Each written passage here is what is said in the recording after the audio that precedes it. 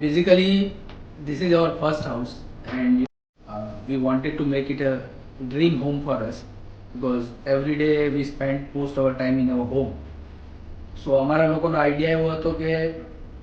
ઘરને એવી રીતે શણગારવું કે રોજ અહીંયા આપણને રહેવું ગમે અને એક સારી ફિલિંગ આપણને ઘરની અંદર આવી જોઈએ. સો જ્યારે અમે લોકોએ પ્લાન કર્યું ફર્નિચર કરવાનું, તો ઓનલાઈન ઘણા બધા આઈડિયાઝ આ તે બધું જોઈ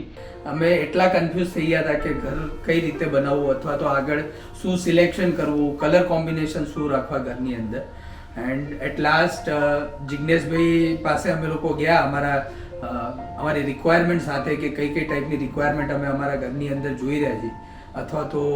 જે આઈડિયાઝ અમે જોયા હતા જે અમને અમુક પસંદ આવ્યા હતા, તો એ આપણી ઘરની અંદર કઈ રીતે આપણે એને ઇમ્પ્લિમેન્ટેશન અથવા તો એક્ઝિક્યુશનમાં લાવી શકીએ. પ્લસ ડિઝાઇન, કલર કોમ્બિનેશન, અમારું મેઝરમેન્ટ ઘરના પ્રમાણે અમારા જે આઈડિયાઝ હતા એને કઈ રીતે સેટ કરવા, એ બધું બહુ સારી રીતે અમને સમજાયું, સારી રીતે બધું મેઝરમેન્ટ્સ પ્રોવાઈડ કરી. અને જ્યારે બી કામ ચાલુ હતું એ ટાઈમે બી જેટલી બી વખત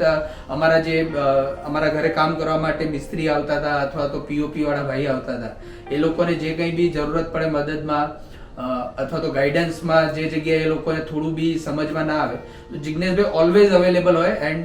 સૌથી સારામાં સારી વાત જિગ્નેશભાઈની કે એકદમ ડોટ ટાઈમ પર તમે એમને 10 વાગ્યાનું કીધું હોય તો 10 વાગે તમારા ઘરે હાજર થઈ જાય, ભલે તમે તૈયાર હોય કે ના હોય. સો જિગ્નેશભાઈએ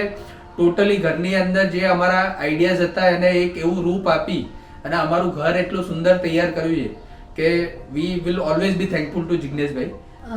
I would like to special thanks to જિગ્નેશભાઈ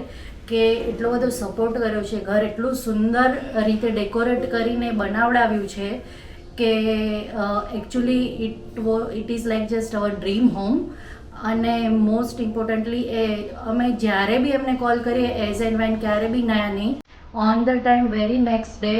એ અવેલેબલ જ હોય એઝ પર આર ટાઈમ.